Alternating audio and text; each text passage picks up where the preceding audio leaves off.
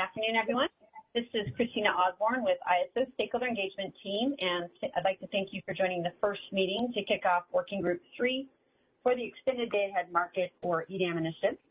This working group will focus specifically on the greenhouse gas accounting and cost topics. Kevin Head, who is a market engineering specialist here at the ISO, will be the facilitator for this working group, and Brian Jacobson, manager of enterprise model management, will be the scribe, and I'll be providing support for this meeting. And as noted on this slide, this specific working group will meet from 1 to 3 on Tuesdays and Thursdays, and that will be through mid-March, March 14th, I think. So the ISO did host a meeting on December 6th to discuss the organizational logistics. So if you would like more information, you can review the presentation and/or meeting recording from that meeting. Those materials are posted on the webpage. And just a heads up to everybody, the phone lines are unmuted for everyone. The only people who are getting confused are the ISO. So that we don't disrupt the meeting. Thank you very much. The agenda, after I review the logistics, I'm going to turn the meeting over to Kevin Head to provide some high-level background, and then he'll do the principles specific to the working group. And then after that, the group will then review and prioritize the initial list of scopes related to the cost topic. I do hear some background noise, so just please mute your line. And Adam, I'm not sure if you can. Great, thank you. We also have Bill Pettengill. He is listed as a panelist. Bill is the Director of Regional Integration at the ISO. He is going to be serving the role as a coordinator, overseeing the progression of all of these working groups. As far as the participation and logistics, these working groups are intended to be collaborative and therefore foster open dialogue and sharing of ideas and perspectives. We do encourage you to participate. It's critical to meet the objectives. The discussions are intended to be constructive and inclusive. We do ask that you please respect the opinions of others. And as I mentioned, the phone lines will remain unmuted throughout these meetings. However, we do ask that you still use the raise hand feature to help us manage the meeting flow and discussion. All of the working group meetings are recorded, and we will post the video files on the associated web pages for informational and convenience purposes only. And if you, we do ask that you contact the ISO before reprinting any related transcriptions. And if you're interested in presenting at a future working group meeting, you're welcome to reach out to us, and we'd be happy to coordinate that with you. And on this slide, we do have links to resources related to the EDAM initiative. So as I mentioned, if you're interested in presenting, you can use the link shown here in this first bullet to let us know that, to notify us that you're interested in presenting at a future meeting. You can also submit questions and inquiries related to the working groups using this process. If you are going to be presenting, we do ask that you submit your presentations 5 business days in advance of the meeting that you are scheduled to present if time allows. And then we also have links to the main EDAM initiative webpage as well as the individual working groups here on this slide. And then if you have not done so already, we do encourage you to register for the working groups, and this will help the ISO gauge interest and facilitate communication throughout the process. So with that, I'm going to go ahead and turn the meeting over to Kevin Head. So Kevin, go ahead. Thanks, Christina. Can you hear me coming through? Yes. Okay, great. Hi, everyone. My name is Kevin Head. I'm a market engineering specialist at the ISO. Been with the organization for about 3 years now, and before then, my professional career was in accounting. I got my degree in financial accounting and served as a CPA for 5 years, and then went back to school and got a master's degree in environmental economics from the London School of Economics. So I'm excited to be facilitating these working groups. I'm going to turn the call over really briefly to Brian Jacobson just to give him a chance to introduce himself to you folks, and then we'll go through a little bit of this background. Brian?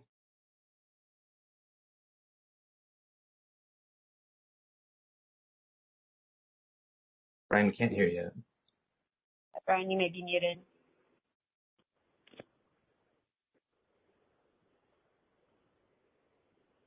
I'm not hearing you come through, Brian.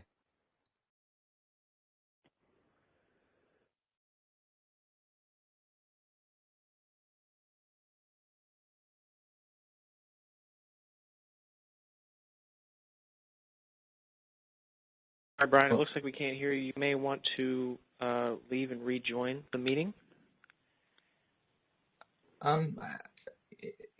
Brian, I'll take the honors. Brian's manager in the enterprise modeling group, as Christina was saying, and he'll be helping as the scribe. So looking forward to sharing this with all of you folks.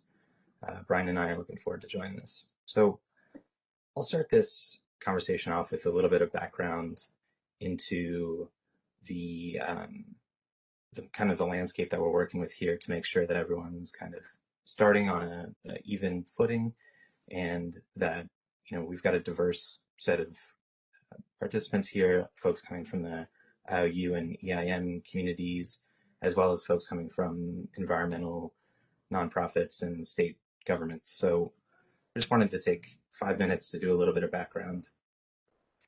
So I'll start on one end, which is how wholesale electricity markets work. Wholesale electricity markets match supply and demand using a process called market optimization, which uses a variety of mathematical methods and seeks to arrive at a security-constrained unit commitment and economic dispatch. The CAISO operates two of these markets. One operates in the day-ahead horizon called the day-ahead market, which is one day before the electricity is generated and consumed. Currently, this market only operates in the CAISO balancing area, which is mostly in California, but also includes some small parts of Nevada.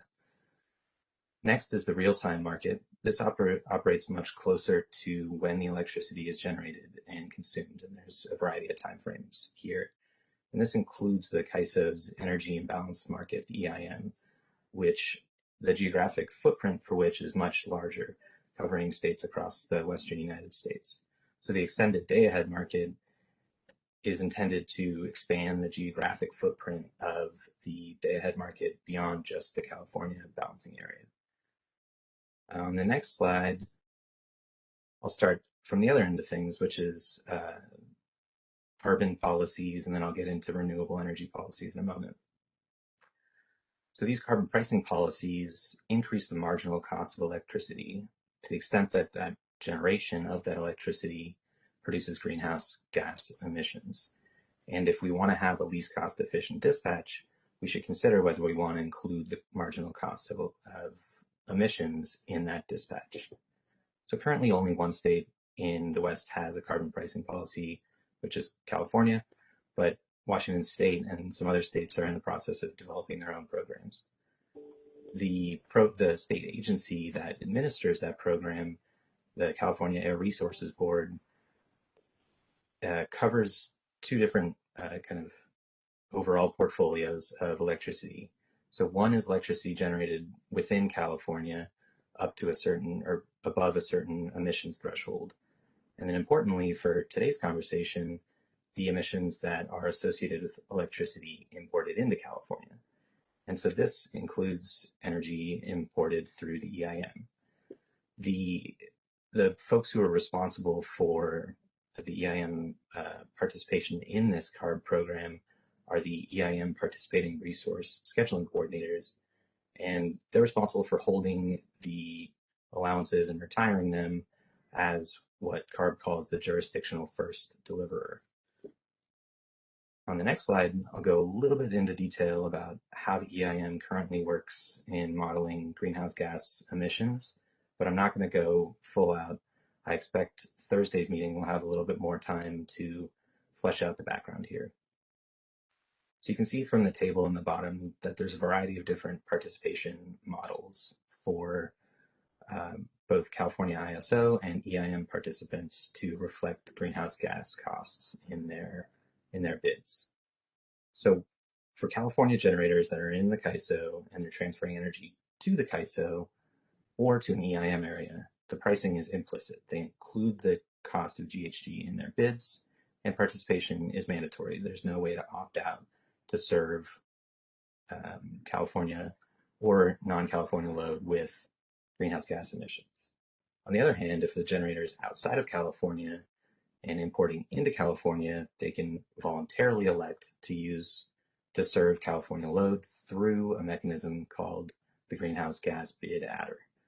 And of course, for any generation that's outside of California and is serving EIM areas outside of California, there is no need to incorporate greenhouse gas costs because those aren't covered in CARB's program.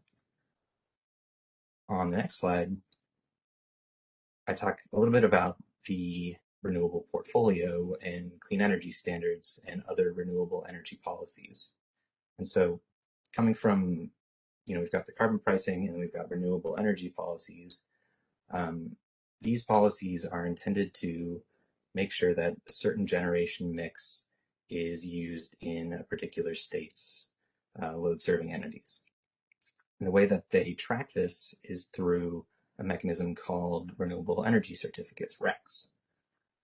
RECs have traditionally relied on bilateral transactions, so, identified counterparties on each side of a transaction. But the proliferation of the wholesale electricity markets, in particular the EIM, that's complicated how these RECs are created, verified, and retired. So bilateral transactions are useful in verifying RECs because they can trace a source and a sink, whereas energy transacted through a wholesale market may or may not generate an E-tag, which helps identify the source and the sink at a sufficiently granular level to be useful in verifying RECs. So with that background in mind, I believe that there's two main buckets of issues that we'll need to cover in this working group. The first is whether and how an EDAM market optimization should factor in greenhouse gas costs in arriving at an efficient dispatch.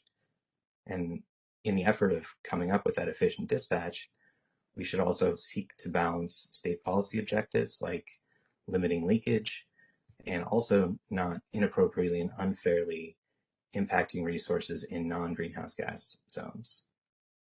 The next topic at hand would be how information about the carbon intensity of energy that's transacted through these markets is affected by the implementation of an EDAM. So, for example, how would the EDAM enable or disrupt the existing mechanisms that states use to ensure compliance with state RPS goals? And on the second topic, I think it's worth noting that some of the more extensive carbon intensity tracking proposals might be partly or wholly outside of the CAISO's role as a market operator. However, to the extent that the EDAM or the EIM can enable or disrupt these efforts, I believe that we as a working group should try to consider these implications. So on the next slide, I have copied over the principles. So these are the EDAM common design principles that we will use as an initial guide for our policy design in this working group. They were developed by a subset of EIM entities and California PTOs over this past summer in 2021 in an effort to start these more detailed design discussions. We've discussed these principles during prior EDAM forums and have posted a Q&A document to respond to some stakeholder comments. We honestly didn't get too much comments back on these greenhouse gas accounting principles, but hopefully today we can have a little bit more conversation about them. It's important to note, though, that these initial principles are here to guide our discussions later on. And as we get to these design discussions, we can come back to these principles and revise them as if we see fit. So I'll take a little time to go through these principles, read them through. If folks have any questions or comments on them, we're happy to take those. I might ask for some of the folks who helped develop these principles to weigh in if I'm mischaracterizing or anything needs to be fleshed out a little bit more. So with that, I'll start with the first principle, which is to the maximum extent possible, market design should fairly reflect and be consistent with state policy objectives. Next, jurisdictions that have not adopted a greenhouse gas or renewable procurement policy should not be improperly affected, directly or indirectly, by the policies adopted by other jurisdictions. Third, the entity responsible for the output of a resource, as defined by the jurisdiction's policy, should receive the full greenhouse gas or renewable benefit and bear the full greenhouse gas cost of that resource. Fourth, the market design should allocate costs and benefits consistent with the applicable greenhouse gas regulation policies, which are typically at the state level. Fifth, renewable and non-emitting resources outside of jurisdictions with greenhouse gas policies should not be unfairly disadvantaged compared to renewable and non-emitting resources inside those jurisdictions. So I will take a moment here and give you folks a chance to weigh in on the principles and see if you have any questions or concerns and comments on them. So if anybody has anything they want to add, feel free to jump in here. And just to let you know, you can raise your hand there's a little hand icon above the chat window. So if you logged into WebEx, you can use that to raise your hand.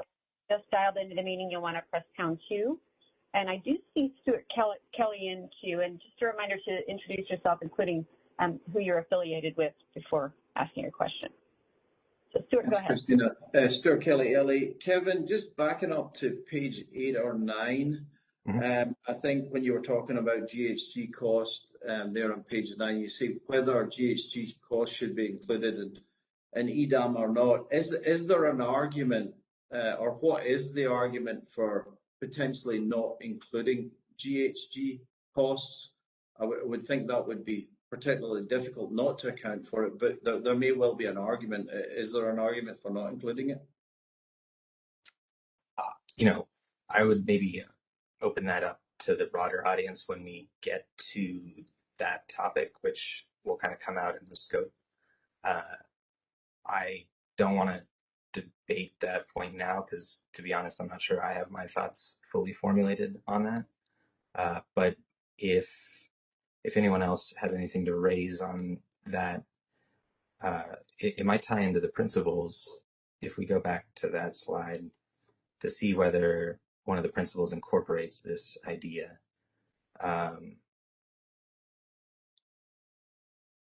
So this might kind of tie into principle 3, but yeah, Stuart, I think it's a point well taken, and maybe when we get into that scope item, the detailed design discussions about that, we can consider it. Yeah, that makes complete sense, Kevin. Thank you. And just backing up to page 7, I think it's important to recognize there are some California generators that are outside California that may be suited tied into California or whatever. They don't have the ability to voluntarily remove GHG pricing, so their bids could be considered to non-California entities. So I think there's been commitments before that EDAM will address that, and I just would like to pick up on that point that EDAM truly recognizes these regional boundaries, and it gives that flexibility to those California generators that are outside California that at the moment have to include GHG pricing, even for dispatch that may not be going to California. Yeah. Thanks. Yeah. That's a really good point, and I'll just ask you to hold on to it for a little bit when we get into the discussion of how we treat different resource types within this. So point well taken. Okay, thanks. Stay tuned. Thanks. So I see next we have Kathleen Colbert. I'm not sure if she was next or if someone else came in afterwards, but Kathleen, I'll go to you, and Stuart, if you wouldn't mind taking your hand out. You beat me to it. Thanks. No, thanks, Kevin. This is Kathleen Colbert from Vistra.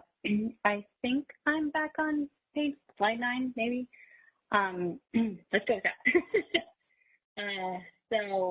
So high level, the components of our market design that I would suggest we include as like high level questions that greenhouse gas accounting programs could impact. The adder gets a lot of play, so I'd like to add a much less, sexy component of the market design, the fuel region development, our fuel region gas price indices. At least for the California's program, there's different processes that have set up credits that have to get factored in based on how natural gas suppliers are. And so I don't know if other programs will set that up, but I did want to note that the determination of proxy costs and DEBs will factor that in for resources that are gas resources. It should apply to the EIM as well, or the EDAM areas. I believe all the processes that were set up they should be agile enough to do this because of how they were designed. But I would note that it's worth having it be a scope item because the challenge that I want to flag is going to be who's covered, who's not covered under kind of the natural gas items of any greenhouse gas accounting program, and then how the teams validate that. Just want to flag that as a scope item to be included. Thank you, Kathleen. Can you, so we're not quite into the topic of discussing the scope items and adding more. I think this is a good scope item and one that I've thought about too. Can you hold that thought for 15 to 20 minutes before we get into the scope items and then come back to that? Right now, I just want to make sure we're talking about the principle. Yeah, no, that's fine. The background is just kind of meant to set the stage a little bit, but point well taken, Kathleen. Yeah. Yeah, no, I appreciate it, and I will revisit it. I just wanted to level set with, I know you and I are on the same page, but with everyone else, make sure they're aware that the CAISO does do that. So as a background item, and then I'll revisit them when we get to scope. Great, thank you. So thanks, Kathleen, and Mary, please hop in. Thanks, Kevin. Can you hear me? Hi, yes. Great. Thanks. This is Mary Winke with the Public Generating Pool. And just on the principles, I think I'm not sure exactly how we incorporate this, but I think one key element here is thinking about linkage between programs. And I think that, it's important for the market program or the market not to, at a minimum, interfere with the potential for programs to link, but then also think about kind of facilitating linkage. And also I think there's a flip to that, which is, there may be some elements of programs that need to be kind of common in order for whatever kind of the market design needs to operate efficiently. And I think that needs to be considered in terms of, again, kind of how the solution operates, but then also in terms of these design principles. So I think that's going to be central to what ends up working or not. Mm-hmm. And in addition, kind of, we have Washington and California thinking about maybe potential future linkage, but, also potential future programs that, could come along in the future that should also be something that the market can accommodate. Yeah, okay. Do you think that's reflected in any of these principles, or when we get into the details of the scope items, do you think we should add them there instead? What do you think makes more sense? I think maybe what we can do is take it back and see if there's a way to kind of incorporate that into one of these principles. But I actually also think it could potentially kind of be its own principle. Or I suppose if there's two programs that have linked, then the market design should reflect those programs, which I think is consistent with the first principle, but there might be a way to kind of specifically call it out. We can think about that and suggest something if that would be helpful. Sure. Yeah, that's great. Does anybody who was involved in the development of the scope item, or the principles rather, feel free to hop in, but I think Mary's right that it would tie into the first principle, and maybe when we get into the detailed scope items, we can add a specific bullet for linkage between programs as new programs start to arise and linkage discussions start to begin, or continue rather. Well, thank you, Mary, I appreciate that. Vijay, I think I have you up next if it's putting things in order. Thank you. Thank you, Vijay, WRA. So I don't have any concerns at all with items 2 through 5. They make logical sense. I do have a comment on number 1. And maybe I'm being semantic here, but I think this entire group is going to be semantic. So let's get into the game of semantics here. I think when you say fairly reflect, in my opinion, it reads to me as you being normative or trying to completely implement or execute a carbon price signal that may come out of Washington, or how currently cap and trade works in California to be reflected into the market design. What if your market design was to start with a complete no greenhouse gas treatment based dispatch, and you add in layer of a greenhouse gas iterative run to reflect the different state policies? So I agree with the second part of principle number one. I wonder, I'm not saying this is a committed position of WRA, I'm raising a brainstorming question if it should fairly accommodate, not reflect, because when you're trying to reflect, you're trying to exactly mirror the exact state requirements of each. What if you may come up with a market design at the end of this whole process that does a no GHG run, adds GHG runs into it, or there be off-ramp treatment for greenhouse gas requirements to accommodate or meet the state needs? So I'm not questioning, I'm asking to be mindful of the words reflect, because it can look like you're going to try to mirror and carbon copy each state's carbon or clean energy requirements, or welcome to the RPS complications of REC treatments for avoided emissions. So for what it's worth. Yeah, no, that's a great point.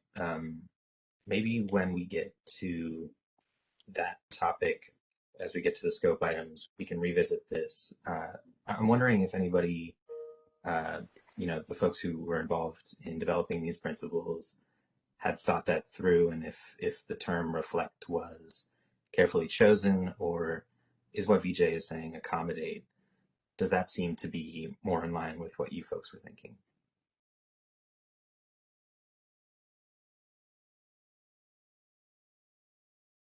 Hearing no disagreement, I'll put a pin in that and we'll come back to that point in a second. But, if anyone wants to just start speaking who helped develop these, you're welcome to do so. But if not, Vijay, comment well taken, and thank you for your input. So Thank you. I just have one other minor comment since Sure. I raised my hand up. Am I correct in understanding this is a very dumb question with the EDAM? Are we entering the entire Canadian space with BC, of course, BC Hydro and others, as the Western interconnection is set up, or are we looking at EDAM being US geographically, politically bound? In terms of the definition of jurisdictions, please. I don't know, but let's add that to the scope items, because we do have a scope item specifically about what the area that we're covering here is. And I think we can talk about international issues there. So thank you for that question. Thanks. I'll stick a pin in that. All right, next I have Steve Lins. Can you please go ahead, Steve? And just to make sure we're tracking on time here, we're going to spend the next 45 minutes at least, 45 to an hour, talking about the scope items. So this is more a conversation about the principles, and then when we want to start considering whether we want to add scope items, that'll come shortly. So just to couch that conversation. But Steve, please go ahead. Hey, Kevin. Steve Lins from SMUD. Can you hear me? I can, yes. Thank you. So just to add up some complexity potentially here, SMUD adopted a 2030 zero carbon plan. It's got a goal of absolute zero by 2030. So our thought is RECs won't work. So I don't know if this can be solved in EDAM, but we're thinking to reach our goal by 2030, we're going to need a zero carbon market product of some sort that we can say, yes, this is zero, and it's not just RECs. I just want to raise that issue. It may be outside of the scope of this, but I would just like us to start thinking about it.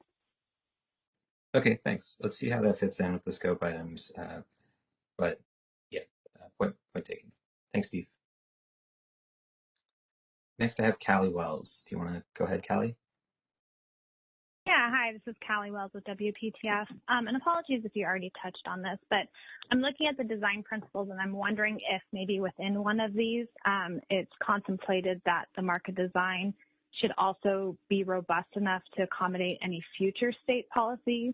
So if, for example, there's a non-GHG region today, but tomorrow it becomes a GHG region, that the market design is able to accommodate that so that we're not having to go back and potentially redesign this down the road. Is that contemplated within one of these principles? I would think that it fits into one, but maybe I can open that up to the folks on the working group and see what their thoughts on it. How do you think Callie's question fits into these principles?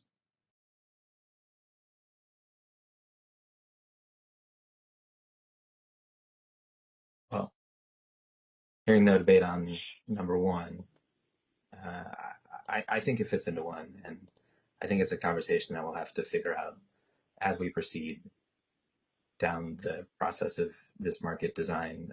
How do we make it sufficiently flexible while also coming up with some sort of policy that's definite and something that we can implement? So, an interesting. Okay. Yeah, I appreciate that. I thought maybe it fit into one, but the way the language it's using now I wasn't completely sure if if it was really only contemplating existing state policy objectives or also potential future. So I appreciate that. Thank you. Yeah. All right.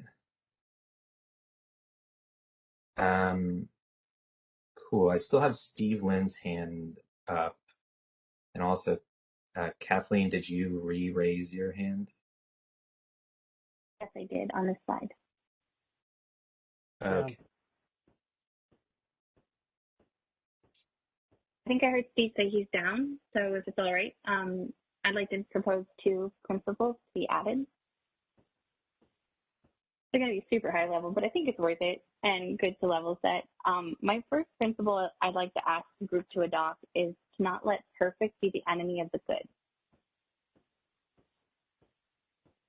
I Okay. kind of want to get some confirmation on that first, if that's okay. I think that will come out in the discussions of the detailed design, and we'll have to seek to be pragmatic in our solutions, but I'm not sure that adding it as a principle at this point makes sense. I think that's a common principle for all policies ever. So I agree with you that it's something we should keep in mind, but can we move on to your second one? Keep it in the back of your mind. I think you'll find that you'll quickly want to add it and get commitment on it. But even if it's not a principle, I think we do need to commit as a group to that being how we're approaching this problem. I think people have already teed up questions that highlight the fact that quickly it could become a non-starter if we're trying to seek perfection. So let's not let perfect be the enemy of the good is my main principle. My second one is let's not reinvent the wheel, and let's focus on incremental improvements to what we have today. Okay. Those are my 2. Thank you. Thanks, Kathleen. We will keep those in mind. I'm seeing some chats from folks from the ISO. Does anyone want to weigh in on the conversation so far from the ISO before we move over to Leah's question? Yeah, Kevin, this is Milos with the ISO. Just, I think, wanted to go back to Callie's question on that first principle and whether the principles contemplated multiple state policies. And in those discussions between the parties, there was contemplation of potential multiple state policies. But there was hope as well that the GHG policies among different states could be linked. But I think principle 1 does, at least the intent was that it did consider multiple state policies and the potential for linking between those policies and different GHG programs arising, so that it could be scalable. Whatever policy we put into place should consider potential scalability. Thanks, Milos. I'll go to Leah Fisher. Can you please introduce yourself, Leah? Hey, yeah, Kevin, this is Kathleen from District. Can I just respond to Milos real quick? Sure, Kathleen. Yep. I just wanted to say, Milos, thank you for clarifying that. Part of my principle on let's not reinvent the wheel is that the current design was set up to support new programs. And that is already contemplated. So the concept Callie raised is already at least has been approved by the board, has been approved by FERC in the tariff, that what exists today can support new programs and do all that linkage. And so I just want to be careful not to think about this as reinventing the wheel. So I want to connect those two things and make sure that connect the dots for all of y'all with what I'm connecting, and that's what I mean by not reinvent the wheel. Okay, great. Leah, sorry for interrupting you. Can you please? Oh, no problem. Are you able to hear me? Yes, just fine. Great. This is Leah Fisher with Public Generating Pool. So one thing that seems to be missing from the list is focusing on simplicity where possible. So I might suggest we add something that gets to that. So avoiding administratively burdensome, complex accounting approaches, unless they're absolutely necessary or would achieve a better outcome. I think that should be something that we strive for. I think that probably applies to a lot of different principles on lots of different topics, but in particular for greenhouse gas accounting, I think that one might be worth including. And then on sort of a different note, but since we covered just sort of the background material, I'm curious if you mentioned Thursday there might be a little bit more of a deep dive into background and materials, but I'm curious if any of that will go into different approaches used by different jurisdictions to account for GHG. It just strikes me that that might be helpful background and context for this group. I know that might take a bit of compiling, but just to sort of understand how this is approached in different jurisdictions and what options are on the table might be some pretty good level setting for the group. So I just want to offer that as a suggestion. Yeah, thank you. I don't want to jump too far into the schedule. We will get into that in a minute. But stick a pin in that one, and we will talk about that. What I'm hoping to talk about on Thursday is more focused on that first bucket of conversations about the market optimization. Okay. And then for that second bucket, which is meant to capture how, in particular, non-emitting electricity related to non-emitting resources is tracked by different states. That'll be covered hopefully at a little bit of a later date, but let's get into the scope items and then we can talk about schedule. So thanks, Leah. So we've got Dan coming up, and then Mary, Anthony, and Jeff, and then I might have to, and I see Kyle Frankowicz too, and we will certainly allow for more conversations as we go, but I'm worried we're going to run out of time to talk about the scope items. So I'll move on to Dan, but just a request, if your conversation, your question, or your comment is not about the principles, please hold on until we get into the scope items. So Dan, please go ahead. Hey, Kevin. Dan Williams from Customized Energy Solutions. This just real quick, it dovetails in with what Callie and Leah and some others were saying, but just with the difficulty that we went through with EIM and adjusting policies and seeing what was feasible within the market solution, I think it's important to have a principle that whatever is being developed as we look at it is tested for technological feasibility at both the ISO level and at the market participant level to make sure we don't develop something that looks really good on paper but ultimately just can't be done. Okay, yep, thanks. Mary? Thanks. I just wanted to go back to, I think, a point that Vijay was making around the first principle and the use of the word reflect and be consistent. Yep. And actually, I think those words are really important. And I think they are not intended to, or at least our perspective is not intended to say that the solution has to sort of implement every single state's policy in exactly the way that they want it to be implemented. It has to reflect the intent and the objectives.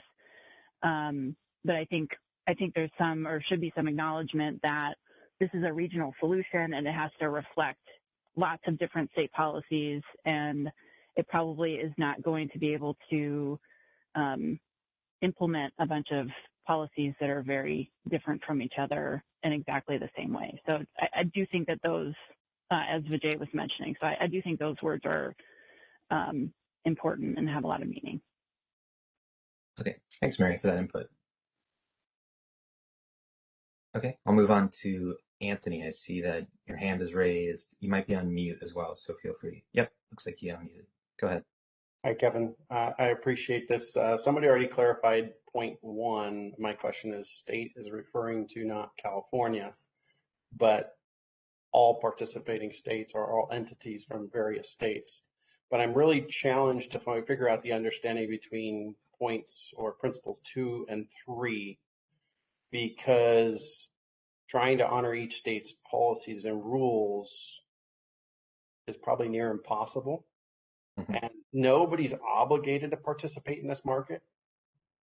So if GHG in the state of California typically falls with the first importer, who in this case, if we say the next bordering state doesn't have an obligation, and we go the route of saying there is none, but yet 3 says anybody who has an obligation is covered, I'm not sure how to keep these things clean and make it a fair playing field. So if somebody can explain to me why that should be the way it is, rather than saying, hey, if you're going to play in the state of California's market, which carries a little bit outside, but mostly, why shouldn't they have to play against the rules? Because anybody internal is going to be disadvantaged. But at the end of the day, if it's an import and I'm the first importer, the load's going to pick it up. So I'm challenged to figure out how these are clearly defined, separate, yet conflicting in some cases. Mm-hmm. Yeah, I hear your point, and I think it's an interesting one. I don't know if we can have that conversation at a principle level without having more specifics around it. Once we get into the design discussion, it might be a little bit more pertinent. So I believe that we'll get into that, Anthony, and I'll just ask if you could just hold that thought until we get into some of the design questions. Will do. Thank you. Yeah. And then Kyle, last point on the principles, and then I'll move on to the scope items. Great. Can you hear me? Hi, Kyle. Yep, we can hear you. If you wouldn't mind just letting the folks know who, what organization you're here representing. Yeah. My name is Kyle Frankowicz. I'm with Tacoma Power up in Washington. And this might be a remedial question. I just have a question about number 3 on this, on these design principles, mostly about what exactly is meant by the entity responsible. I feel like responsible could mean a few different things. So could you maybe expound on that a little bit so I can understand what that's, which entity holds the obligation around greenhouse gas? Mm-hmm.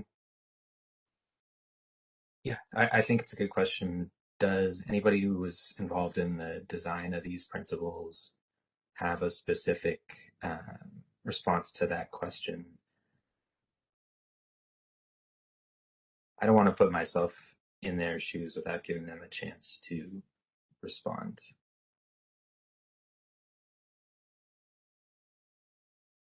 And this, I could see also, especially if it's defined by a jurisdiction's policy, that there might be, different jurisdictions will have different policies such that there would be some, I don't know if leakage is the right word, but there might, if one state decides that it's the producer's job to track this and the other state decides that, or another regulatory regime decides that it's the load serving entity that is responsible for this, there's a lot of potential for confusion.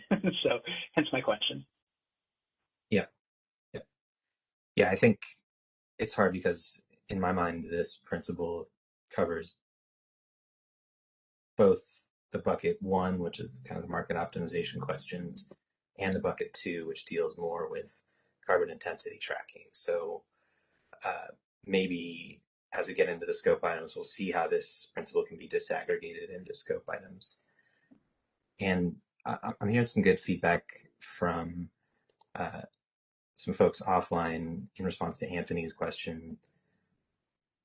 Anthony, I think one thing that they highlighted for me was that these principles here should strive to meet the principles in coming up with a market design. And there's a recognition that we'll have to balance between these different principles, and we might not be 100% meeting both of those at the same time. So it's a good question, and I think a debate that we'll have to figure out as we continue down this road. I appreciate that and look forward to conversation. And since I didn't announce myself to begin with, I'm Anthony Dickwill with the City of Pasadena. Thank you. Yeah, thank you. Okay, with that, I am going to cut over to the scope items unless anybody has any final pieces here which they want to win. Kevin, I have a real quick observation or idea, if I may, quick. Please, yeah. This is Vijay with WRA, and I'll put it into the comments for the week and end of the week thing. I think what may help you, if you like, is those very principles you have. The first two seem more policy principles, and then you got into the how. You, as in this presentation, got into the how. So I wonder if one way to clarify for future calls would be agreement on the policy principles that lead to the operational principles. Because once you have a policy level agreement on greenhouse gas accounting that includes the cost and the allocation, then you can agree on the operational aspect to implement the optimization steps and the variables that go into it. Just a food for thought. Thank you. Yeah, thank you. Yeah. Okay. Kevin. Thank you. You have presenting rights, Kevin. Great, thank you. So great conversation about principles. Honestly, I didn't expect it to be that robust. So thank you everybody who had weighed in there. And hopefully we'll resolve some of these lingering questions as we get into the scope items and the more detailed market design questions in coming weeks. So I'm going to move on to this initial list of scope items. The idea behind this was we want to use this meeting, the rest of this meeting, to define the scope of what we'll be talking about, or at least do our best to do so. And we thought that a useful starting point would be to have the ISO policy team, who's separate from Brian and myself, put together an initial list of scope items to use as a starting point. After that, we can go through those as a group, as a working group, and add any that we see fit, add any additional bullets to the items that they already have, or get rid of any if we don't think it's relevant to the scope. So what I plan to do is I'm going to switch over to the scope items which we had published previously and run through those. I'm going to give one full read through of all of the items so folks can see what the ISO had previously envisioned as the scope. And then we'll go into each item individually and give folks a chance to add any additional scope items as they see fit. So I'm going to switch over to the scope items that were published several weeks ago. And you should be able to see the scope items. Yeah, we can see them. Okay. So the first scope item is identifying the greenhouse gas compliance area.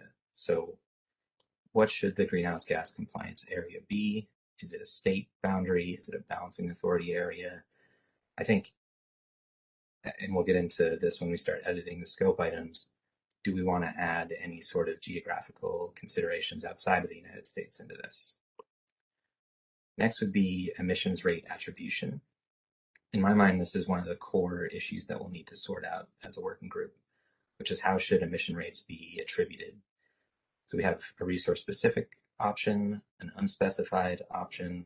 There might be third options, which we haven't yet discussed. And in this topic, we'll get into different resource types, which Stuart had alluded to earlier. Third would be, how do we determine availability to serve load under this paradigm?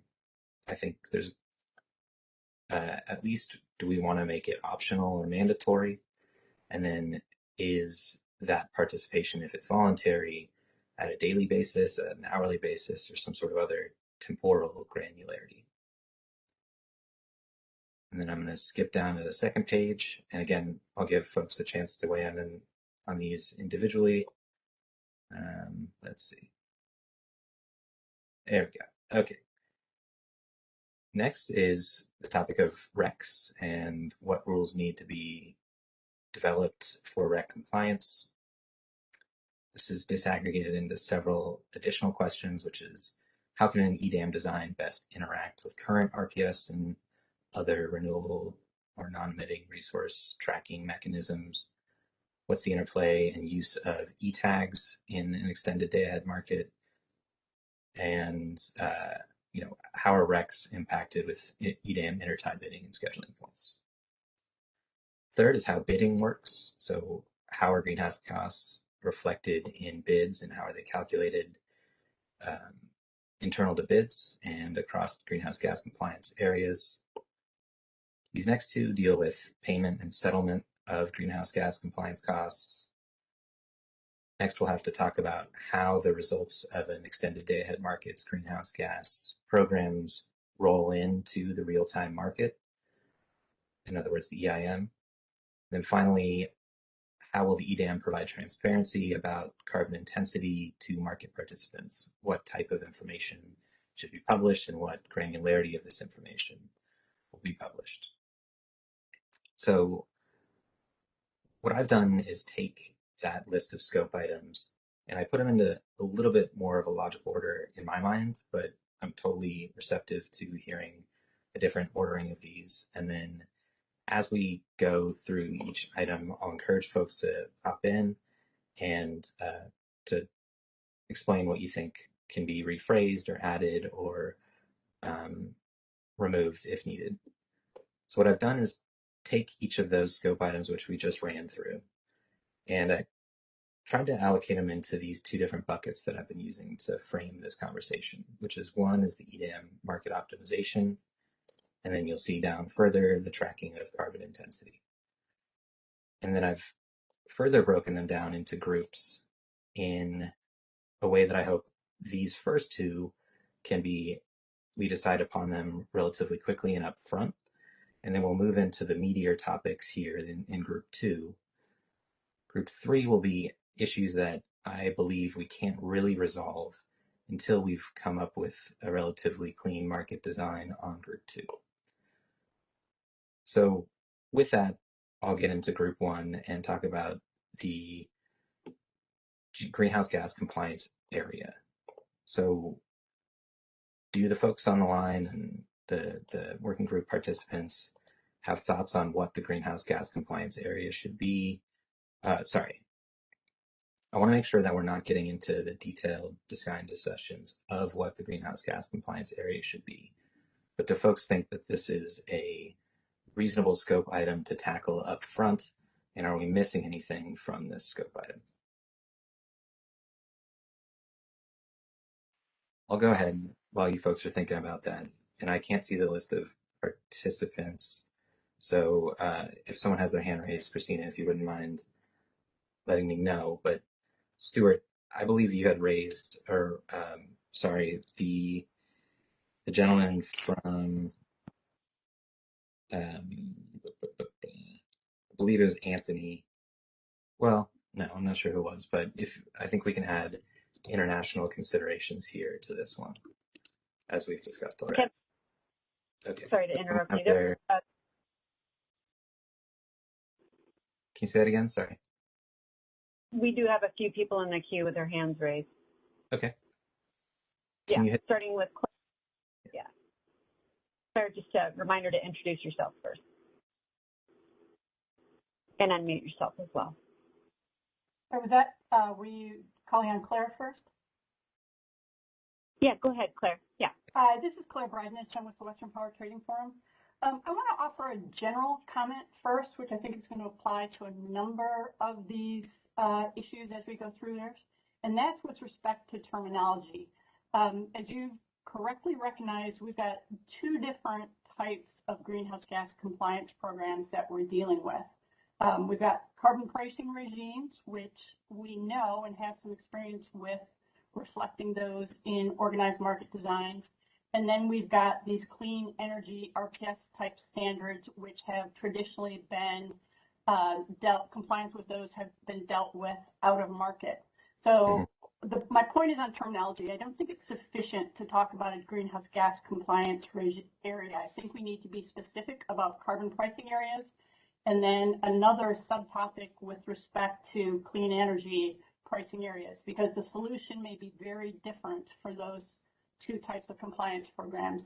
And then we might want to, and I don't have strong feelings about this, but I'm wondering if we do make that split both in terminology as well in substance, whether it makes sense to split those in terms of, you know, deal with carbon pricing in one kind of suite of discussion and clean energy standards in another suite of discussion. Again, I don't feel particularly strongly in how you organize it, but I do think these are two very different things. Thank you. Yeah, no, I think it's a great point. So how about this? I'll add a point about kind of geographic areas here. And then have types and say the tab button isn't working here. And we'll say carbon pricing and clean energy / renewables. Because I think you're right that there is sort of two conversations to have here, and we might need a market design that accommodates both of those. All right. Thanks, that's great feedback. Does anyone else have anything they want to add on to this topic? I do have Kathleen next in the queue. Kathleen, please go ahead. Colbert. Yeah. This is Kathleen Colbert. And thanks to Claire for bringing up the terminology. I think I have another terminology request that will feed into a suggestion for a scope item. I think that we need to be kind of mindful of, I don't know that I'm hearing this terminology, but I'm hearing it a little bit, but maybe to level set that when we're talking about, we have to be specific to who's covered. So using the terminology, a covered entity, a non-covered entity is kind of the parlance of who's covered under these programs. One of the scope items I think needs to be added maybe before, somewhere in your group one is who's covered under what programs. So Claire's point, separate the programs, great. And at a third program, natural gas is the one I'm teeing up my scope item that we brought up earlier now. So the natural gas compliance program would be a third program of those. So carbon pricing, clean energy versus the natural gas. So we can make sure we factor that in. Those are the programs, I guess, generally speaking, and then who is covered and are they being, and I think that should help. But when I'm trying, because a part of that is not just, like we need to get to the level of discussion of, it's going to look probably have, as an internal, I may be a generator in an area, and for the purpose of operating within my area, if it's subject to a program, let's just make general, then I'm covered under that program as an internal generator. I may also be a generator not in an area with a program, so I'm not covered as an internal generator, but if I'm exporting or I'm providing energy that's used as part of a transfer under EDAM into an area, so first delivered into an area that is covered, my transfer is now covered. So I also think we need to, so when I say like what's covered, think about it on the level of detail of, is it the transfer that's covered? Is it the generator that's covered? What program is it covered under? And that would, I think that's a good scope item to start with as well. Okay, so let me disaggregate that and just make sure I understand first what you're thinking. So you're saying that not only should we be considering carbon pricing and clean energy renewable type policies, but also a third one would be natural gas policies. So is that accurate in what you're saying? Is it just for the first? That is accurate covered? for the first one. And I think, and just if you want to put in parentheses, avoid double count or double charge, just so more people are aware of what that means. It's that you're covered under natural gas, so you've paid your compliance there. So we need to make sure that we're not double charging under our rules. That's really how we've approached the natural gas problem in the past. And if a change to that is needed, happy to hear it from other people. But at this point, I think that's just making sure that what is already put up to support it seamlessly is ready to be used by anyone. Okay, yeah, I think I understand what you're saying. Does anyone on the working group have any concerns with adding this, or perhaps might think of this as kind of a sub-bullet below carbon pricing to say, hey, if we're going to include it in the energy, should we consider how do we back it out of the price of natural gas? Does anyone have any concerns about adding this bullet item into the scope? And just feel free to just hop in. You don't need to raise your hand at this point. Just to make sure, Adam, people can unmute themselves. I've received some feedback from participants if they don't have the mute buttons. Currently not. So we can talk about this later, but if you would like, I could unmute everyone on the line at this moment, but then people would have to be prepared and paying attention and ready to remute themselves to minimize background noise if they do not wish to speak. Yeah, if you could do that, please, that'd be great. No problem. I will do that now. Okay. Yeah. Thanks. Really, why I want to see that report, or why I would prefer to see it sooner than later, is not even in regards to NEFI. It's Spanish for Jerry. Hearing you. Spanish for some indications of what lead times are for Pacific Port projects. Can we mute Spanish? Yeah. I think someone's having a private conversation. Yeah. Okay, thanks. So I wanted to give folks a chance to weigh in. Callie's point here. Okay, hearing none, I'll move on to Callie's second point, which I believe was... Kathleen from Vistra, just a clarification. Thanks, Kathleen. Which I think is a question of terminology and how we use the term covered. I hear that that's a useful distinction. I think at this point, I don't want to add a scope item where we're talking about terminology because it varies pretty widely across the way. But I would welcome if other folks think that having this as a baseline discussion would be,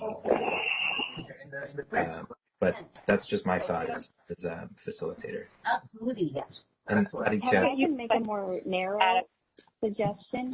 Kathleen, I'm just going to have ask everybody, and then you can go ahead.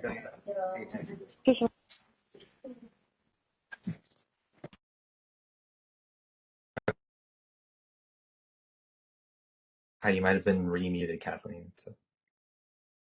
I think I'm okay. Kathleen's unmuted now. And I think there might be a way to kind of make it more narrow, because I agree with you. I'm not suggesting let's have a debate about what's covered or uncovered. I think whoever is the regulatory agency sets that up, at least that's how we've done it in the past, is we just take it from CARB. But what I'm suggesting is that within EDAM, there's two different types of transactions, so maybe add transactions. Dispatches from generation inside an area into that area versus transfers. Okay. And there may be different nuances to those, is what I'm suggesting. Okay. Yeah, I think I hear what you're saying. So transactions, and Anya Gilbert, who's listening in, who's the ISO policy lead, is probably upset with me for not talking about the terminology of generation-based programs versus load-based programs, which I didn't get into in the background of these slides, but duly noted that we should talk about which transactions. So generator, emissions, covered versus, let's call them, delivery. Delivery, yeah, sure. Okay. Delivered emissions covered. All right. Okay. Yeah, and I defer to the greater minds on the right term myself. But yeah, that's the concept. Thank you. Okay, thank you. All right, so if memory serves, we have Jeff Spires next. Jeff, do you have any input on this first scope item, or are you thinking about adding a new one? Please go ahead. Hi, Kevin. It's Jeff Spires with PowerX. I wanted to make a different suggestion related to the scope items. Just after listening to a lot of the comments that came up during the principles part of the discussion, I think those principles look generally good, and I think they have they cover a lot of the important criteria that we need to be thinking about. But I think there were a number of other comments that people made that seemed to be sort of one layer deeper, and I think Vijay kind of said something to along the lines of operational objectives, and I think that type of discussion around what are the criteria that we use to evaluate a particular solution is something worth adding to this. I mean, I recognize we're going to have to get into the details in numerous areas, but how do we sort of translate from the principles that have been defined to being able to know whether a particular solution achieves those? And I think there's another layer there associated with some more detailed objectives along the lines of, we want the dispatch to be efficient. We want to avoid leakage to the maximum extent possible. We want it to be technically feasible. It has to be scalable, as there are obviously multiple jurisdictions and those could expand in the future. Another one that I think hasn't really been discussed but is fairly obvious is we need the GHG accounting to be accurate. And that's something that's been really a difficult problem, particularly with respect to imports going from one area to another, from a non-GHG zone to a GHG zone. That's a challenge, even when there's only one zone. And we've seen that in the bilateral markets, we've seen that in the EIM. And I think recognizing that that's a challenging problem, and that whatever the solution is, we don't want it to be more granular than it is accurate. I think that's something we need to be thinking about, and sort of ties back to the concept of not letting the perfect be the enemy of the good. And so just to put it out there, I think more dialogue at that kind of level would be useful, so that as we're thinking about the more detailed elements, we have a way to evaluate them and sort of tie them back to the principles. Yeah, I think understood on that one.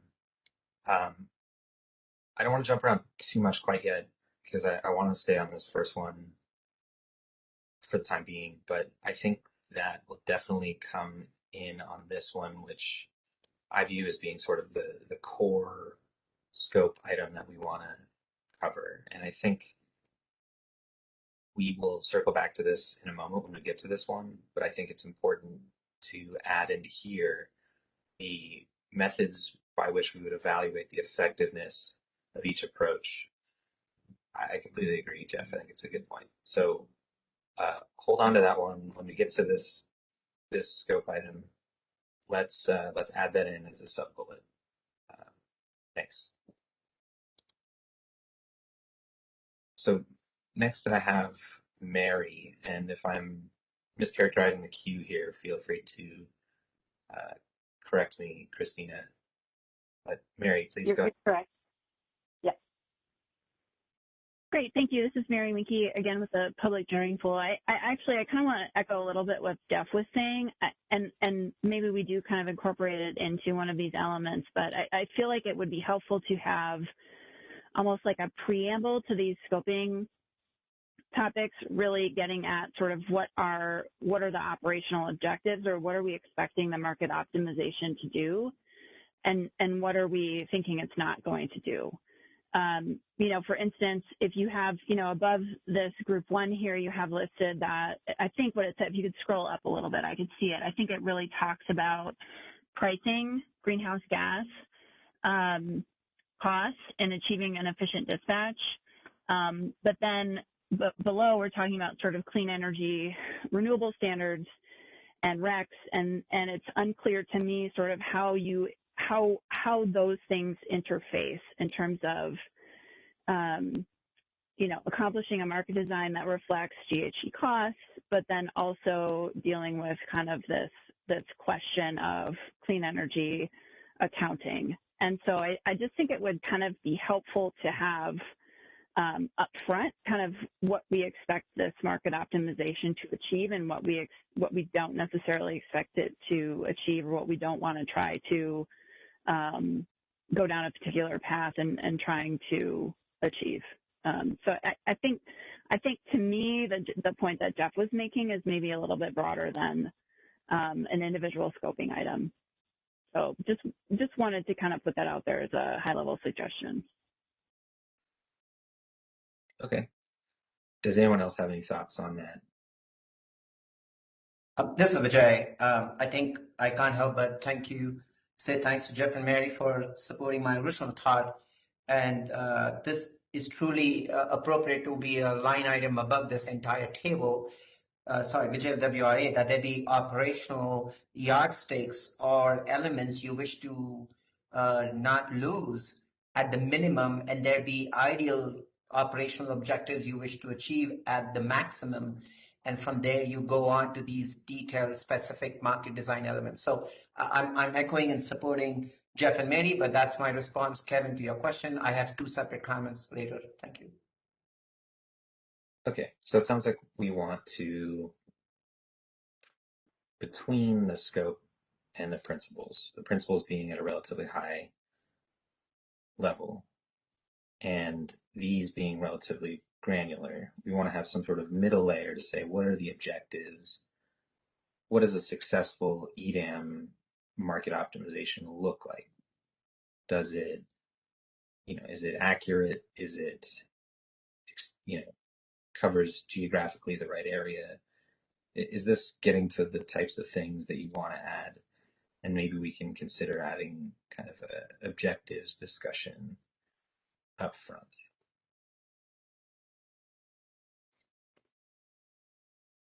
Mary, Jeff, Kevin, this is Kathleen Colbert from Vistra. I'll just jump in and say that thanks to everyone who's brought this up. I fully support and agree that we need an objectives conversation up front.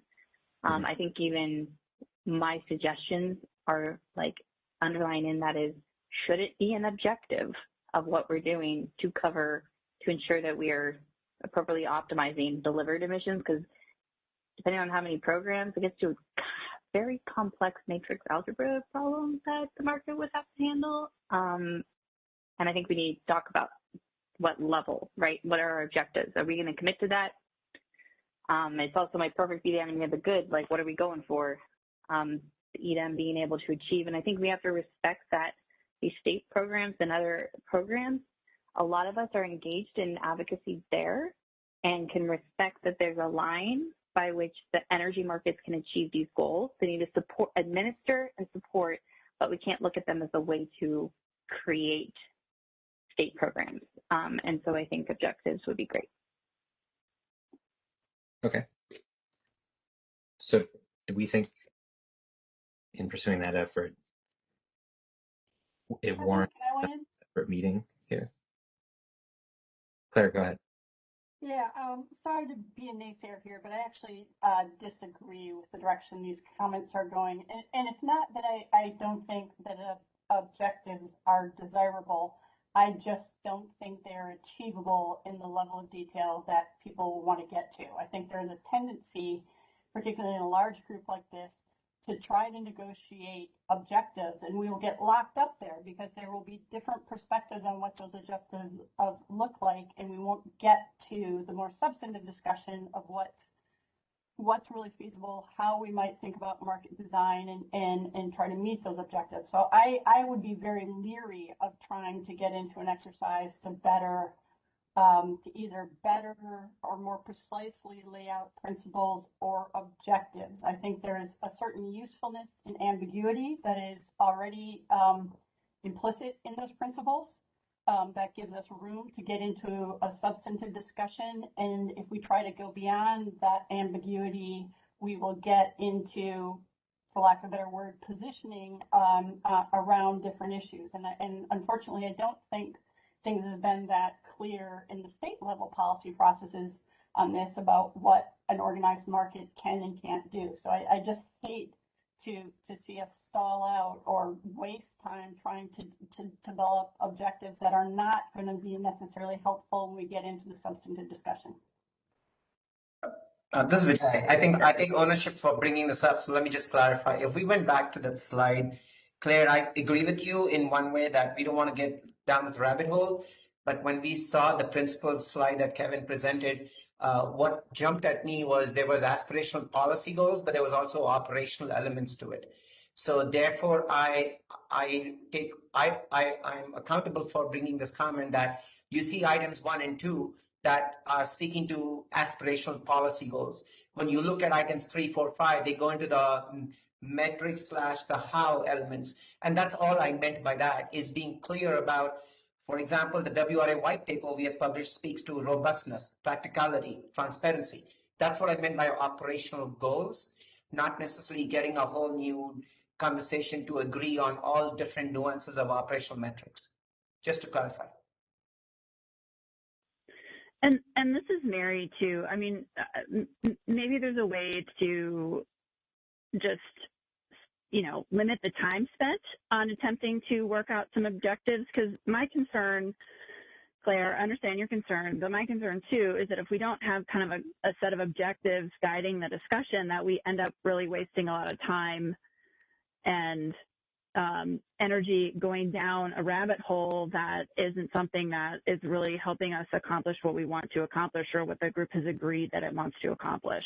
So I feel like I do think a key thing here is to not waste time. But from my perspective, I think having kind of a set of objectives would help us avoid some of the sort of more detailed discussion that we can sort of set aside if it's not sort of guiding us in the direction that we want to get to.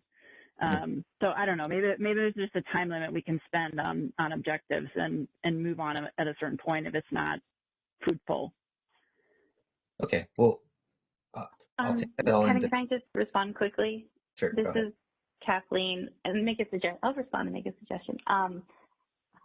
I would maybe I'm happy to say throw our hat in to give a very short presentation at the next meeting that we have on, because Vistra has environment, we have positions on this, and I think this kind of gets back to, and I think it's VJ, and apologies VJ if I'm misusing you, who recommended that we lay out some interests, like what are our interests?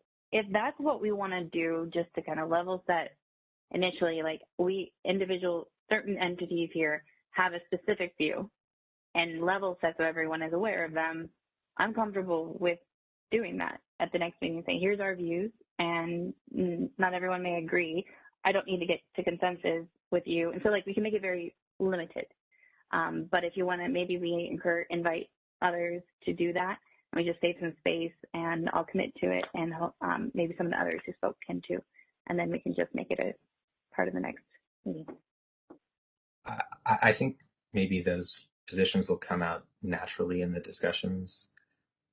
Maybe I can make this suggestion. So next week, I wanted to do a little bit of a deeper dive of at least 2 of the potential approaches for designing a market optimization. Through that discussion, by putting particulars around it and kind of saying, okay, and spoiler, one is going to be documenting how the EIM works today, which I would call a resource-specific attribution. Then I want to talk about a separate area, which is the separate approach, which is the unspecified approach using a hurdle rate. And so having those 2 side by side, we can then build some objectives around them to say, hey, is this resource specific transparent, or is it operationally practical? And in doing that, we can start to build these objectives. But having that conversation in theory without particulars around it I don't know if it's very productive. So does anyone have any concerns with saying that the idea of chewing over some objectives is a good idea? We can talk about it in the specifics of particular policies without, as a working group, trying to decide in the next meeting which is the right approach. And if we get locked up in dealing with the objectives, after, say, 30 minutes, we just move on from that topic and go back into the scope items as they're written. Do we have any objections to that approach?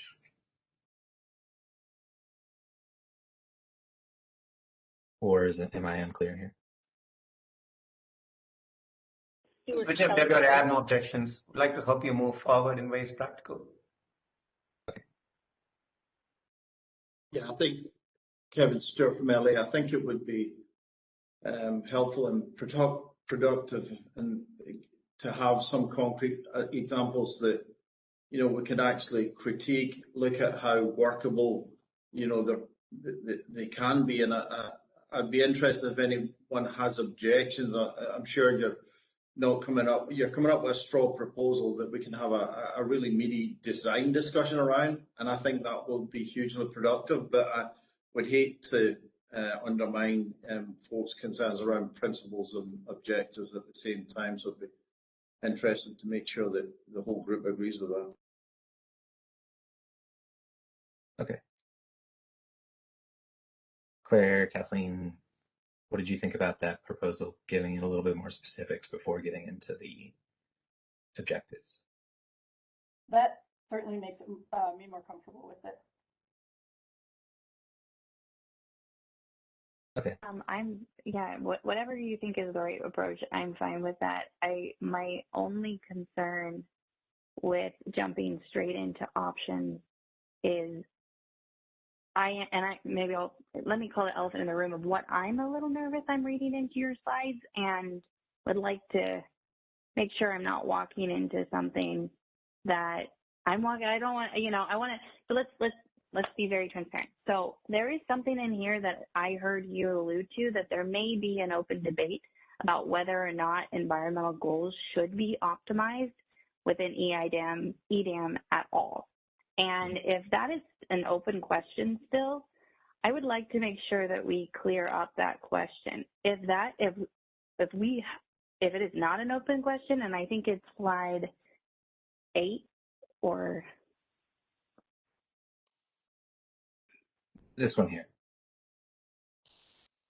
Yeah, so slide 9. So from slide 9, I can read it away, and I actually interpreted the conversation in a certain way where there was a debate still on whether or not environmental policy should be being reflected in centrally cleared markets. So I'm making this super high level. I'm saying, when I hear people say, let's talk about the objectives, what I hear is there's still some interest in not supporting that. And I just want to make sure that there is a consistent interest across all the participants in this working group, that we are looking at how to do that before we move to how to do that, and not in a debate about whether or not EDAM should do that. And I hope that makes my concern about the objective conversation a little clearer. Yeah, I can note that concern. I don't want to get out ahead of this discussion. We are still in the scope discussion here. I think it's a relevant scope item. I didn't want to preclude anything in my slides. I'm a facilitator here, and I need to make sure that I'm not taking a side on these sort of things up front. So that's why that slide was phrased in the way it was. I think we might be able to achieve a consensus on that early on, but for the conversation of the scope items, I didn't want to preclude anything in my slides. But if you have any more concerns about that, let's chat about it offline.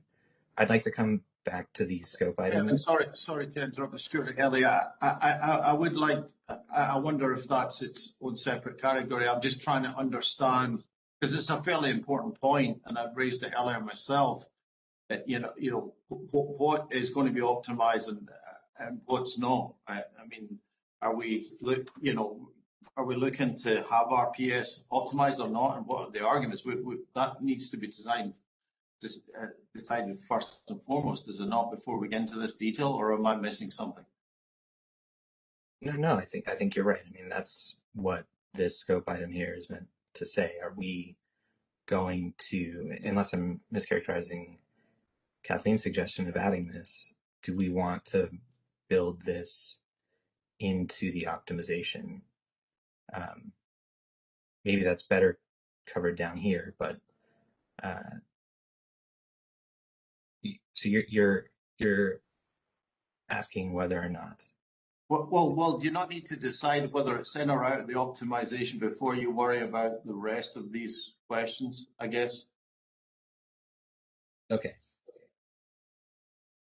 So I think that's why I was trying to get some context around what had gone before in terms of beat carbon price and beat RPS, potentially arguments for in or out, and just trying to understand those would be extremely helpful, I think. And I understand there's a tie to the glass compliance as well. Yeah. No, well, I think there's sufficient interest in this, and anybody can jump in here. What are we optimizing? Is that an acceptable scope item? That's fine. Yeah, that's good. This is Kathleen, and from Vistra, I think that's good to move it. At least I agree with Stuart. I think that is a high level enough question, and it's one that occurred to me. I did want to clarify, Claire raised that up on the first one, and I raised the transaction type, but I also want to say, I think a part of why it is useful to separate them, Kevin, is that even our suggestions may be related to the boundary, but that specific scope item is boundary. It's not type transaction. Just noting that may be the part of the confusion. If you look back up, it's the actual, just the fact that it's called what state boundaries the right compliance area. That's a very specific question. The types and the transactions that my transaction suggestion is also a different scope item. It's what transactions are we optimizing? And so it actually gets to what Stuart's asking in a different way. Okay.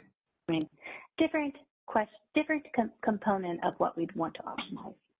Okay. So if I hear what you're saying, it makes sense to move this outside of this scope question, which is more where it's being covered and sort of how the emissions are, or where they're being accounted for, and moving it down to say, do we build those sort of things into the optimization in the first place?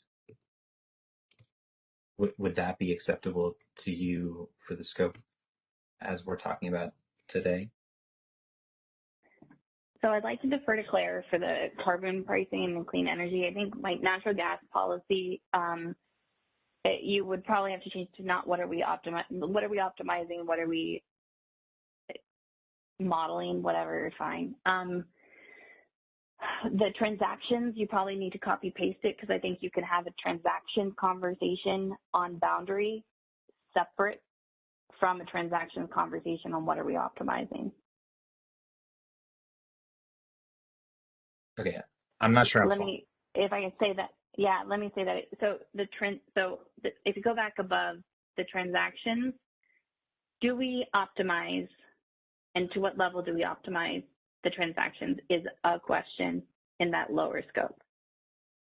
Okay. I think you should keep it also here, because where do we draw the boundaries for differentiating between these two elements is also a relevant question that's tied to this scope item. Okay, so copy and paste, don't cut it.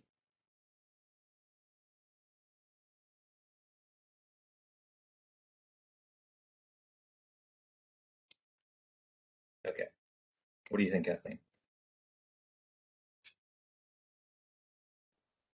Does anyone else have any concerns with adding this as a scope item? You're doing the people's work. That's what I think. Doing a great job. Kevin, we do have Anu in the queue as well. Hey, Kevin, that's Anu. Can you hear me? Yep. Yes. Hey, great. Thank you. So I think in terms of the discussion right now of optimizing, and I heard transactions and coverage and what's considered to be covered, it kind of takes me back to slide 9 or 10 of the principles, wherein we mentioned the term jurisdiction a couple of times. I think it's also important to define what jurisdiction means.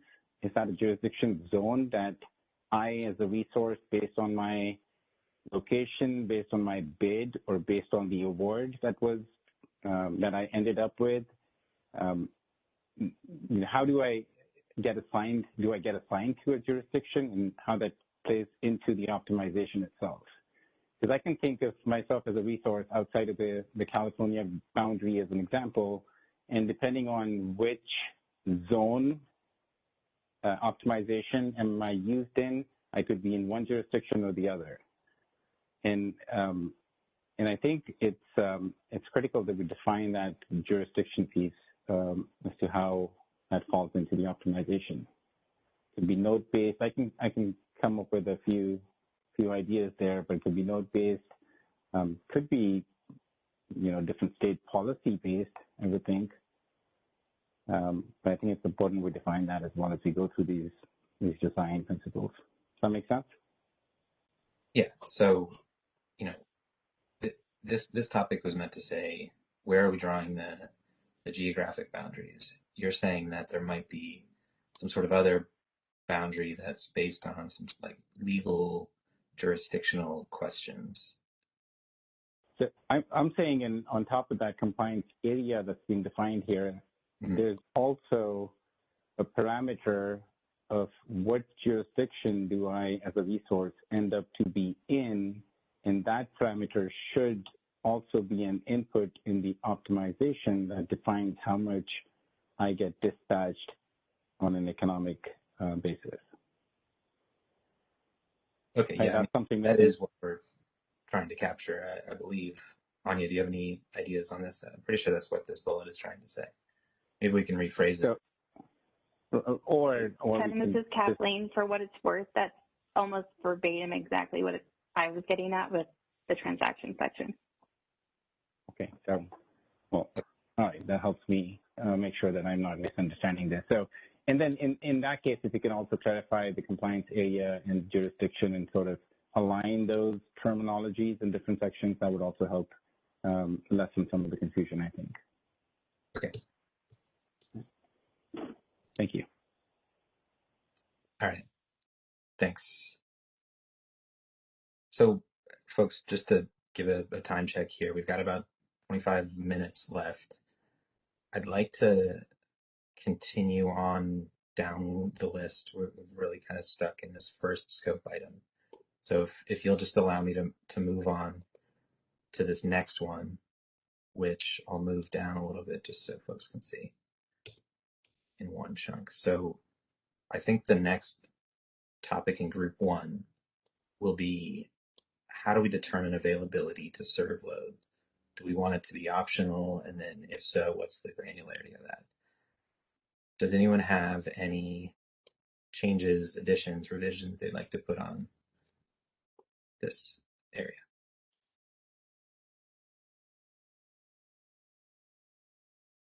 All right, hearing none, I'll move on to group 2. So this, in my mind, is the conversation where we'll cover a lot of this stuff. The group 2 was meant to be kind of the meatier, bulkier areas, and it might actually be a good place to put in Kathleen's point here of the transactions and jurisdictions, because this was meant to be a relatively simple, where are we drawing the lines, whereas the transactions and jurisdictions seem to fit more in the core market design elements.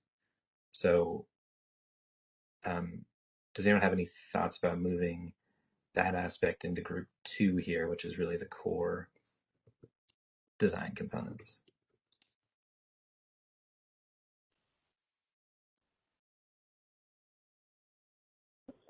I will raise my hand if you want. Yeah, well, hold on one second, Kevin. Thank you. Thank you. Yeah. Thank you, Christina. It's sort of related to this very point where you are still, Kevin. if I'm understanding correctly from the transmission work group, after all, transmission is the means to deliver energy, correct? If I'm going back to my basics. So if the EDAM fundamental structure is at the BA level, how is this, what would be the ways to align if the greenhouse gas compliance would be at the load serving entity level or something else like a greenhouse gas zone, I'm calling it. So keeping that nuance in mind, whether it's BAA and you allocate within BA to LSE level or others, or so I think there should be a dependent relationship between, if it's BA, how you allocate below. But moving back down to your comment later down on the attribution, I think it would be helpful for us to understand terminology-wise what is meant by resource-specific and unspecified. We'll get into that. Okay, my bad. Yeah. Okay. This is Kathleen Colbert from Vistra. Hey, Kevin, I'm good with your suggestion. Keep this party going. Thanks. Anybody have any concerns on that, just to move it down into this topic? Anya, did you have another comment? I see your hand raised. No, none at this time. I'll lower it. Okay, no problem. Okay, thanks. So next is the topic of bidding, and I think this is one of these dependent conversations on this initial question.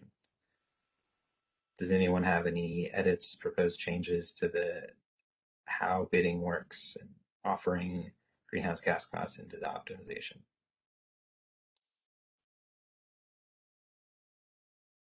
Okay, moving on, talking about settlements. I think we need to figure out what the optimization looks like before we talk about settling them. So that's kind of why I put it in this particular order. Are there any settlement issues that we haven't captured in these two bullets? And I'll group them together. And Anya. This is Vijay, WRA. Kevin, I think there should be one around reporting. It's not just how they settle, but at what level of granularity will that be reported from a market performance perspective?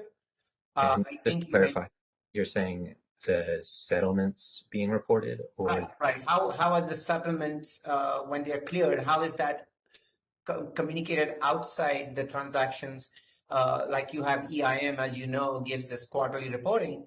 It gives some average aggregate status of CO2 reductions or whatever. But from GAG settlements, which is for a day-ahead market extended, it would be helpful to understand how will that settlement information be presented or reported in ways that is easily communicable and understood.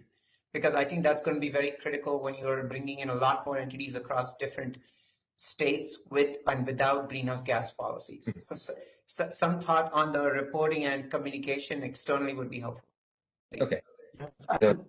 This is Stuart from LA. I would absolutely second that point, and I think it's super important, and I think we have to, if at all possible, have a alignment in many respects with the state reporting that's needed. At the moment, there's some grey areas in terms of that reporting, and if we can avoid those grey areas, should your renewable price and carbon pricing be optimized, I think that's super important out of this, and what would be a sort of de minimis objective of getting good reporting coming out of CAISO that aligns hopefully with or supports the state reporting that needs to be done.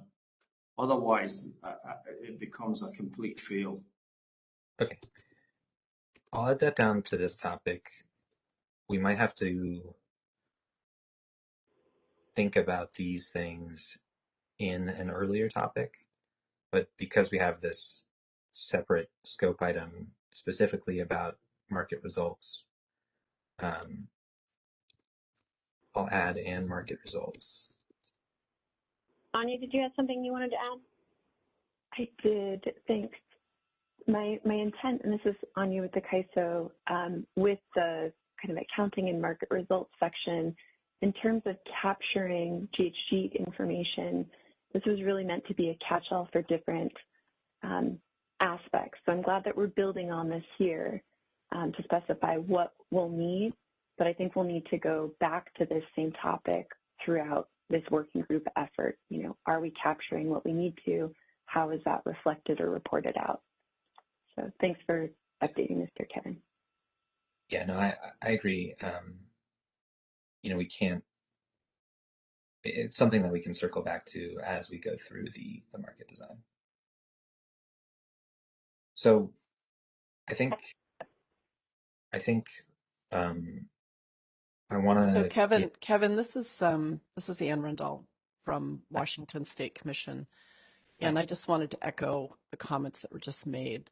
It's going to be important in order for this to really work for compliance from the state perspective for the utilities and those engaging to be able to verify that they're complying with state requirements and state standards, that there is going to be some way to report and some data coming out of this to be able to provide to the regulators or whoever is determining compliance within the state, because it will be the regulators for investor-owned utilities in Washington and the state auditor for the consumer-owned utilities. So there has to be some way of getting data out to verify for purposes of the state program, and that's just in Washington. So I support including this in whatever you call it, market results or reporting or whatever you refer to it. There's got to be some clear way of getting the data out of the system.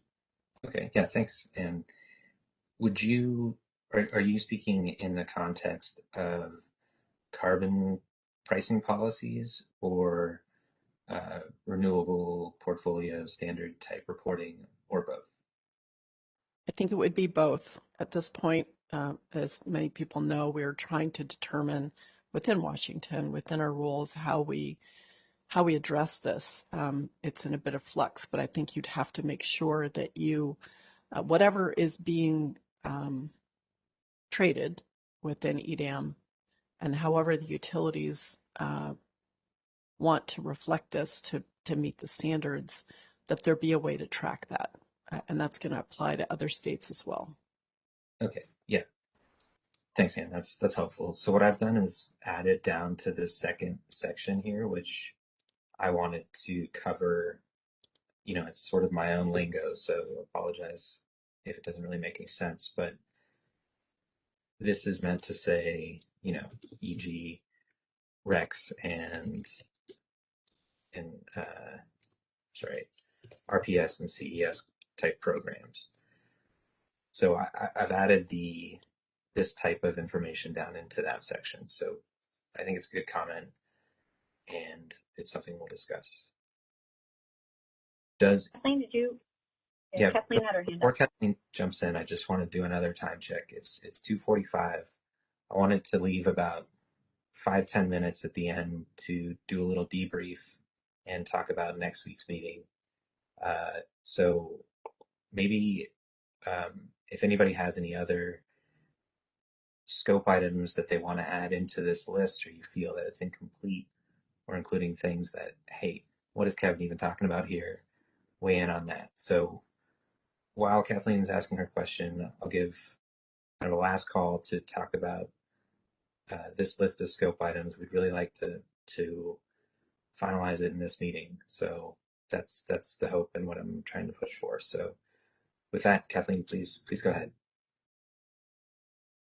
Thanks. While we're on group 3, I just wanted to confirm that the what are we optimizing? I know you just added it live, but that would be in group 1 in your mind? Yeah.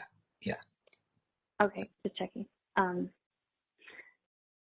No worries. I also have a suggestion for, I think it's your greenhouse gas calculation row, if I recall correctly. Yeah. So this one here? No, keep going down. Should know. Devs and proxy costs are my favorite thing. So to this one, how should greenhouse gas be calculated? I just want to add not just the cost, but how should the cost be included in the market power mitigation paradigm? or however you want to say it, proxy cost, DEBs. How are we using it in those tools? Yeah. I think that's the only other thing I can think of right now. I agree with you, but I don't want to let this is an area that I'm involved in my day job at the ISO. So I do think it's an important one, but I don't want to let my own biases weigh in here. But I do think it's an important thing here, and in particular, the question that we're asking is sort of, I think it's I think it's a part of this bullet, so I might actually add it here instead. I think you're right with that. So how are reference levels, maybe let's call them, calculated? Yeah, and I think it organically flows into the reasonableness thresholds, but yeah. Yeah. Are they used in market power mitigation? Right. Yeah, and I don't know if you want to add this level of detail, but for RPS, it might be more of an opportunity cost than a cost, like a compliance cost. So I just want to make sure there's nothing that opportunity cost doesn't give anyone hives in case it comes up. Okay. Maybe I'll add that one in here. I think if we decide not to optimize RPS, then this bullet will be crossed out.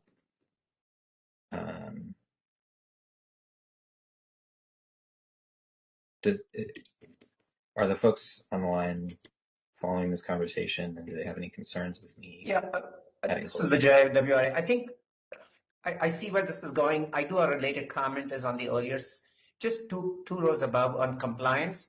It reads like you're looking at greenhouse gas accounting in terms of compliance only through regs, though I don't think you mean that. I think you're trying to look at how reg compliance will be, but since this broader conversation has already started about carbon pricing versus clean energy standards, I think we would agree that there's greenhouse gas reductions that take place with clean energy resources with or without the RPS requirements. So my urge is the compliance, the way it's phrased there, only shows regs. So if you're going to look at how RPS costs should be calculated or not, how would you be calculating non-RPS costs if you're still having greenhouse gas benefits happening? So my urge is that compliance category should have some additional element of nuance, is not just regs. It looks like it's only regs as a way to track greenhouse gas reductions. I think we would all agree not all states are benefited by California's jurisdictional authority. Vijay, I'm not 100% sure I really followed, but maybe could you phrase that in a topic that we could cover in this scope item? Sure. And folks to weigh in on that. Is that okay? Yeah, sure. I just feel that if there is going to be a broader conversation about how we will be looking at what will be optimized, the compliance also should be broken up into two elements, not just regs. That's all I meant to say. Okay. Maybe I'll add a little sub bullet here. Thank you. And I'm not in any way anti-RPS. I'm not trying to question the RPS efforts. Thank you. Claire, did you want to add something? Yeah, I did want to add something. I guess a couple of things. First, I want to reiterate my first comment. I think you guys it's going to make our lives easier down the road if we are just very precise and just separate out the conversation around RECs, RPS versus carbon pricing, because that's where some of this confusion is coming in. Second, I think we should strike the word compliance altogether. That's a state policy issue. It's not a CAISO, or it's not an organized market issue. You can talk about what rules need to be developed to support REC compliance, but it's not going to be that the market itself has anything to do with determining compliance or enforcing compliance. I think the same comment would apply in the red bullet below around costs. We don't need to talk about compliance there. But I do think the intent, as I read that bullet, and I think the starting point of coming from experience from EIM is we are talking about carbon pricing costs. If others want to convince me that there is a role for RPS or REC program costs, I'm open to being convinced, but I do think the intent was specifically to carbon pricing. Thanks. Okay, so I hear where you're coming from, Claire. Thanks, that's good. So I changed this, maybe I'll rephrase it a little bit, just wordsmith it a little bit, but rather than saying support, we'll just say, or rather than saying compliance, we'll say what rules need to be developed for REC support. And I also want to get into this conversation a little bit next week as just a little bit of further background. But at this point, we are almost out of time. So I agree with your point about splitting out the conversation, and that's how I've hopefully structured it in this. What I'd like to do is just very, very briefly talk a little bit about how I see the conversations going here. So, like I said, I want to take next week, or rather Thursday's meeting, to talk a little bit about level setting and do some background here. And in this conversation, as we've discussed today, I'd like to cover objectives too in this discussion, at least around some specifics here.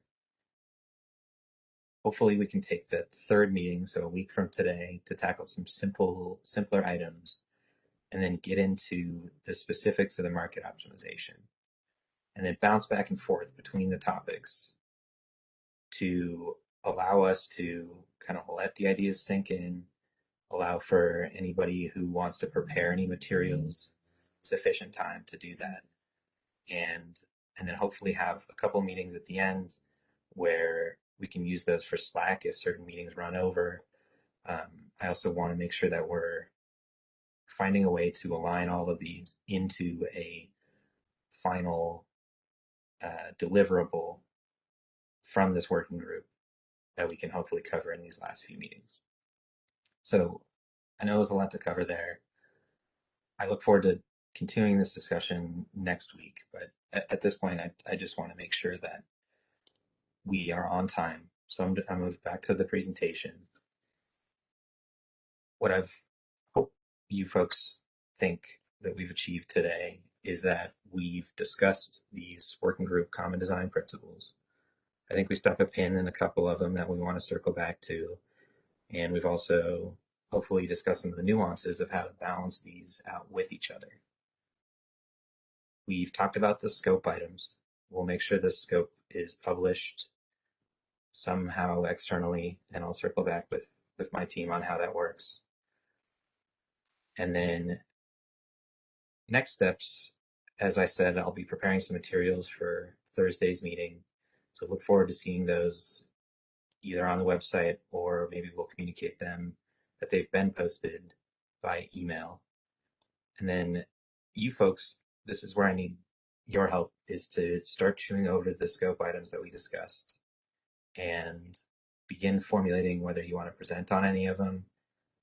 Like Christina said at the beginning, if you want to have a formal presentation with slides, etc., you can submit those via the link that she provided in the slides. We ask that you do that 5 business days beforehand, which will allow me as facilitator to review the materials, and also anybody externally to review them in preparation for that meeting. Just to level set, I'm not expecting that if you want to present that you would take up the entire 2-hour-long block, and I want to make sure that the presentations are concise and oriented at the scope item that we're trying to achieve, and then allowing for dialogue afterwards as well. So begin thinking about that, and again, the link to submit questions and comments and ideas for discussion is in the earlier slides. So we've got about 3 minutes left.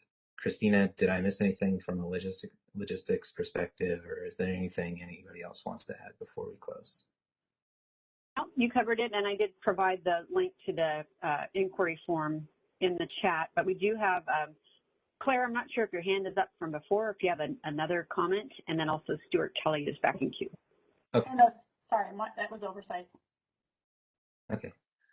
Just quick question, Kevin. Obviously, Council is generating a report. I believe from the prior meetings, you're targeting probably something at the end of this week for all working groups. Could you folks possibly communicate when we can expect the weekly report, if you will, so we can compare that with our own notes? That would be particularly helpful if you could. Yeah. Christine? And second one, are you also posting this to the website? The changes you've made around the documents, are you posting that pretty much in real time to the website so we can pull down the latest version? I expect to post it in close to real time. Yeah, I want to make sure it's up there and folks have a chance to review the scope. Thanks, Kevin. Just let us know the reporting timing then. That's extremely helpful. Thank you. Thanks, Drew.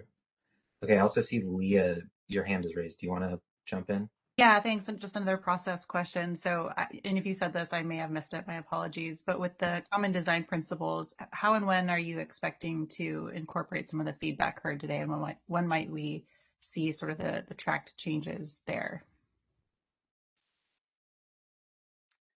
I don't know the answer to that question. Maybe I can get back to you next meeting on that. But I will make sure that we come back to that point. Okay, thanks. Okay, do we have any other comments? We got 1 minute left, so. Okay, I think we can cut it there. So thank you, everybody. Working group 1 or working group 3, number 1 is over. So thank you very much for joining us today. And Christina, it's all yours if you want to say any passing or final remarks. Oh, just Happy New Year, everyone. Thanks for joining us. And for participation details for these working group meetings, those are out on the ISO's public calendar. So go there to look for meeting details. So have a great rest of your day, everyone. Thanks for participating.